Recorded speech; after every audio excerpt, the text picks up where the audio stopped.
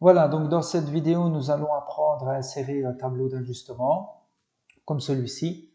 Pour cela, nous allons prendre l'exemple ici concret d'une pièce, ici un axe, qui va donc recevoir un arbre et une rainure de Circlips. Donc pour ça, on va retourner sur Inventor. Voilà. Après avoir donc réalisé le plan d'ensemble de votre axe ici, nous allons maintenant faire ici, insérer ici le fameux tableau. Donc pour ça, il faut aller dans Annoter et puis dans Tableau général ici. Donc on va cliquer. On a ici alors une fenêtre où il faut compléter le nombre de colonnes souhaitées et le nombre de lignes.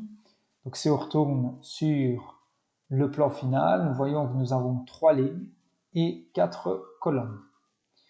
Donc nous allons retourner sur Inventor, on va lui dire qu'on a donc 4 colonnes, voilà, et donc 3 lignes. Et on clique sur OK, on positionne déjà plus ou moins où doit se trouver ce fameux tableau d'ajustement. Voilà. Donc voilà, maintenant qu'on a inséré notre tableau d'ajustement, nous allons donc maintenant le configurer. Pour ce faire, vous allez double-cliquer sur la fameuse table et nous allons aller sur le premier onglet ici rencontré, c'est-à-dire sélecteur de colonnes. On clique dessus. On voit les colonnes sélectionnées, colonnes 1, 2, 3 et 4, qui correspondent donc à ma fameuse colonne ici, et que je vais remplacer.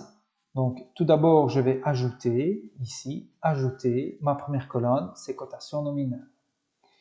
OK? Voilà, alors ce que je peux faire, moi, c'est supprimer les autres. Donc, on va supprimer celle-ci, on va supprimer celle-là, supprimer celle-ci et supprimer celle-là. Voilà, donc j'ai ma première colonne. Disons qu'elle n'existe pas, donc je peux la supprimer. Et on va alors aller dans Nouvelle colonne. Nouvelle colonne. Et là, vous cliquez sur, ici, cliquez pour ajouter une nouvelle propriété. Et vous lui dites cotation nominale. Et vous faites OK. Voilà ma première colonne. Et je peux faire la même chose, nouvelle colonne. Il faut le faire dans l'ordre. Hein. Je clique ici, tolérance.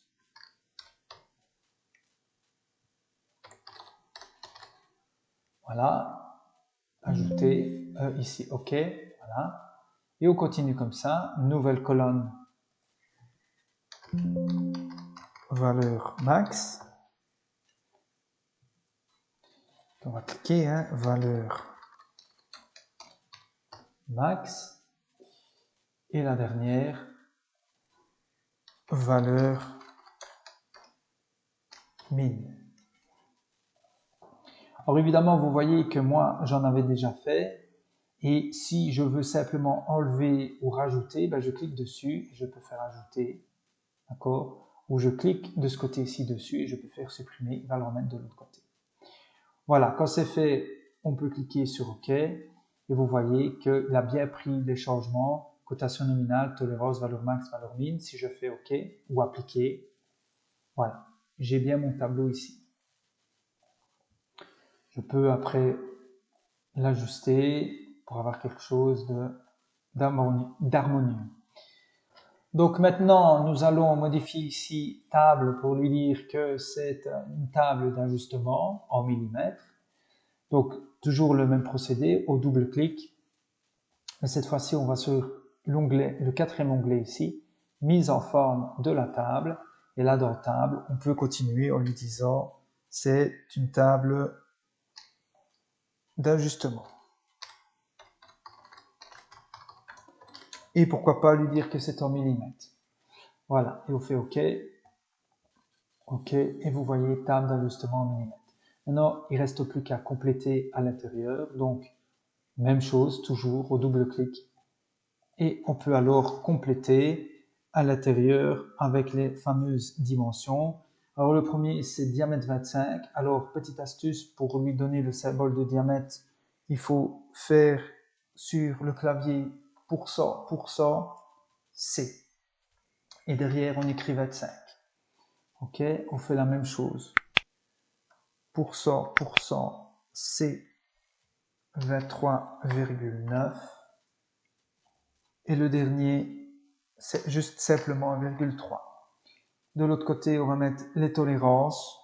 Donc au niveau des symboles, on a pour l'arbre G6, et puis on a H12 et grand H13, puisque c'est lui qui reçoit le circlipse. Donc c'est lui l'alésage dans ce cas-ci. Alors les différentes valeurs, pas se tromper, hein, moins 0,007 et moins 0,02.